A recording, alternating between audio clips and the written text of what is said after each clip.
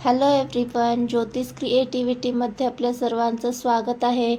जेव्हा कधी तोंडाला चव नसेल तेव्हा अशा पद्धतीने शेंगदाणा चटणी नक्की ट्राय करा. तर यासाठी गॅसवर तवा गरम करून घ्यायचा आहे. यामध्ये इथे 1 वाटी शेंगदाणा आपल्याला भाजून घ्यायचा आहे.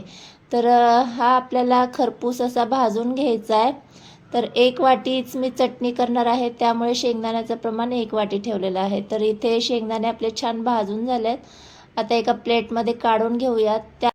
त्याच तव्यामध्ये आपल्याला इथे हिरव्या मिरच्या देखील भाजून घ्यायच्या आहेत. तर मिरच्यांची मी देठं काढून घेतलेली आहेत आणि अशा प्रेस करून मिरच्या थोड्याशा आपल्याला भाजून घ्यायच्या आहेत. तर मिरच्यांचं प्रमाण मी जास्त ठेवलेलं आहे आणि लगेचच आपल्याला त्यामध्ये लसूण पाकळ्या देखील घालून घ्यायच्या आहेत. लसूण आणि हिरवी मिरचीचं प्रमाण जास्त ठेवायचं, याने चटणी खूप सुंदर लागते. आता थोडंफार भाजल्याच्या नंतर आपण त्यामध्ये 1 चमचाभर तेल घालून घेऊयात आणि असं प्रेस करतच आपल्याला मिरच्यांना भाजून घ्यायचं आहे, म्हणजे छान आतपर्यंत त्या भाजल्या जातात. आता तेलामध्ये 1 चमचाभर जिरे घालून घ्यायचे आहेत आणि पुन्हा छान जिरे तडतडून झाले की हे सगळं एकत्र आपल्याला भाजून घ्यायचं आहे.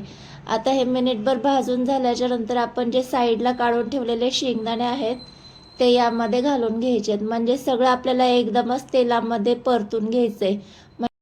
म्हणजे चटणी तयार झाल्याच्या नंतर आपल्याला चटणी तेलामध्ये परतण्याची गरज लागत नाही. तर शेंगदाणे सुद्धा आपण यामध्ये घालून घेऊयात आणि मिनिटभर हे छान असं परतून घेऊयात. तर जितक्या मिरच्या घातल्या तितकेच आपण लसणाचं प्रमाण यामध्ये घालून घ्यायचं आहे. मस्त लागतंय.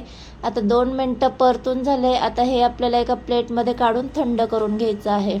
मिश्रण पूर्णपणे थंड झाल्याच्या नंतर मिक्सर जारमध्ये घालून घ्यायचं आहे आणि चवीनुसार मीठ घालून घ्यायचे. तर इथे खडे मिठाचा मी वापर केलेला आहे. तुम्ही जर दुसरं मीठ वापरत असाल तर ते देखील वापरून घेऊ शकता.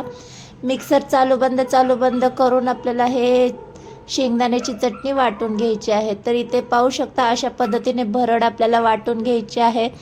तर मस्त इथे आपली शेंगदाण्याची झणझणीत अशी चटणी तयार झालेली आहे. आजची रेसिपी कशी वाटली? व्हिडिओ आवडला असल्यास व्हिडिओला लाईक आणि चॅनलला सबस्क्राईब करायला विसरू नका. बाय.